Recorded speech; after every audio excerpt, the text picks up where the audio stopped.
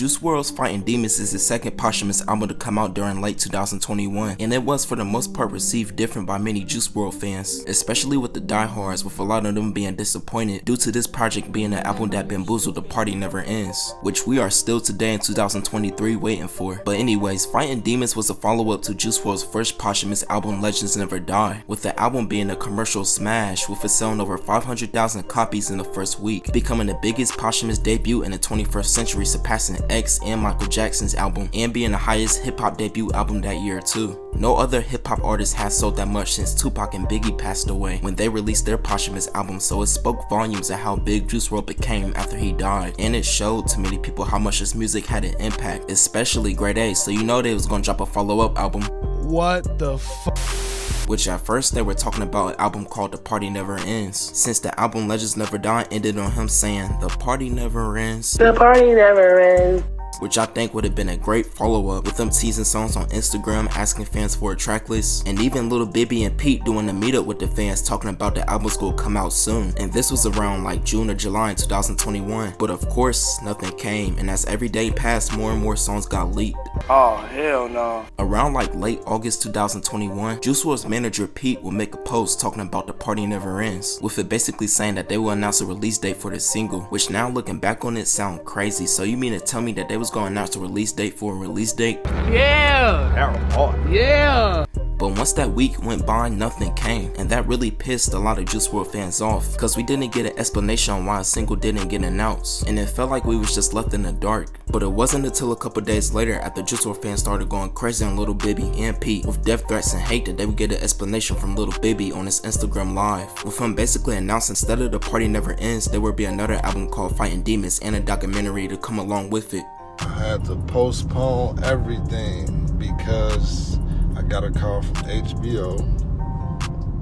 The documentary will be out. I gotta get y'all the music to go with the documentary. So yeah, that's basically how we got the announcement for Juice WRLD's next posthumous album, as crazy as that sound. And it wasn't the ideal rollout that we wanted, but at least we were all happy to still get an album regardless. And the first single for that album would be a song called Already Dead, which was a grail for the Juice WRLD community, which they've been begging for a long time to be released. Now don't get me wrong, this was a pretty good Juice WRLD song, but they had way better music in the vault that they could have released instead of this. And I know it's not really Grade A's fault, cause a lot of Juice WRLD fans were begging for this song to be released, but at that point I was already getting tired of the Juice WRLD sad songs talking about his death or him just ODing on drugs, cause it was already talked about a lot in his last project, and I basically got the notion already that his drugs were his demons. The song Already Dead comes off as a sing-along song, even though the lyrics are saying I'm already dead, I've been dead for years, and I'm thinking like, who would want to sing that? That's not really a song I would really want to sing out loud or go to a club or be in a car singing with my friends. And I was just thinking like, how would his mother feel about this? Cause I know it's hard for us fans to cope with him dying and not being here no more, but imagine how his mom feel, and then she gotta hear a song like this after he died, talking about, I don't think I'll never live again, I'm only staying alive for the fans. I don't think I'll ever live again.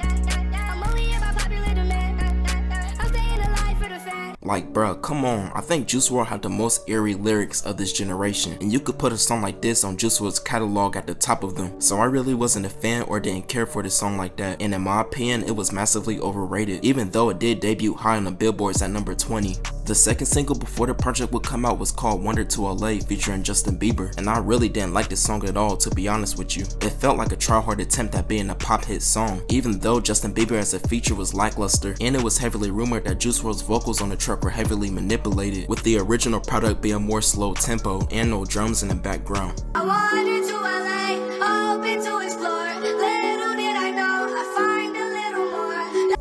Overall, the song performed decently well, with it debuting at number 49 on the Billboard Hot 100s. Even though the lead singles to this album wasn't the greatest performance from Juice WRLD, the highlight for this album would be at a listener party at the United Center in Chicago called the Juice WRLD Day event, where multiple artists would perform at, like Trippie Redd, 24K Golden, Ski Master Slump God, and Lucky. And it was even hosted by Juice WRLD's DJ, who he went on tour with, which I think was a special moment for Juice WRLD's legacy and a beautiful way to roll out his album overall. But just a day later, on December 10th, his album will be officially released, with it receiving overall some good reception. But a lot of the fans were starting to get tired of the sad boy songs that Juice WRLD's team was putting out, which was the main critique of this whole project. It had its highlights though, like Burn, Go Hard, Girl of My Dreams, a fan favorite, Full Alone, and Rockstar in its prime. Like I said, this album felt like a Legends Never Died Part 2, with it basically being the same theme of him fighting his demons and dealing with drugs. And if it's not that, he'll talk about how much he loves his girl, which I do think he's best at, since The Girl of My Dreams is one of my favorite tracks on the project. But if you're not really a hardcore Juice WRLD fan and you listen to this project unaware of his unreleased songs, you would probably leave this album thinking how repetitive Juice WRLD is due to his last project. Oh, hell no. The album is cohesive, especially with the little interludes like they have with Eminem when he's talking about his drug addiction that he used to have, and Juice WRLD talking about he hope his music sparked a change for the black community dealing with depression, cause he knows for a lot of them growing up their parents brushed over it, which I thought was so dope, cause I do genuinely think Juice WRLD's music does have that effect. But overall, I think this album just really came and went, and it was just rushed out so it could fit along to a Juice WRLD documentary that would come out a week later so it could get the most profit. Don't get me wrong, I was kinda harsh in this video about this album, but I still like it, and it does have some replay value songs in it, but it was a clear disappointment to the Juice WRLD fans, and it showed on the charts too, with it debuting at number 2 on the Billboard 200s, selling over 119,000 copies in the first week, which was a far contrast to his last project, Legends Never Die, with that selling 500,000 copies.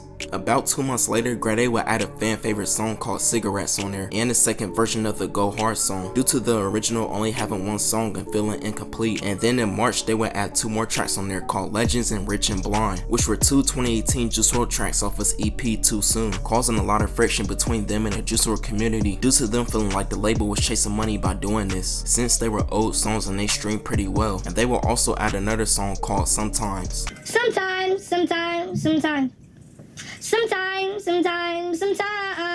And this track will also get a lot of pushback, cause the fans feel like the label changed the mixing from the unreleased version just so another producer could get some credit for this song. And yeah, there you have it. In my opinion, this whole album was a disaster from beginning to end, and everything that could have went wrong with this album damn near did. And it's not really the fault of this last minute project, but it got the results that it did, because everybody wanted The Party Never Ends instead of some soundtrack documentary. We wanted more hype music that we could turn up and get lit to. Now I know Legends Never Die 2.0, and this is not the fault of Juice WRLD at all, so don't take this as me hating on Juice WRLD or me saying that this Juice WRLD album sucked. I blame this on his record label and the poor management that they had throughout this whole rollout. But y'all let me know down below how y'all feel about Fighting Demons. Is it one of your favorite albums or one of Juice WRLD's weakest projects? Cause looking back hindsight, I would have rather have The Party Never Ends any day. But y'all let me know down below. Be sure to like the video, comment, share, subscribe. Have a nice day.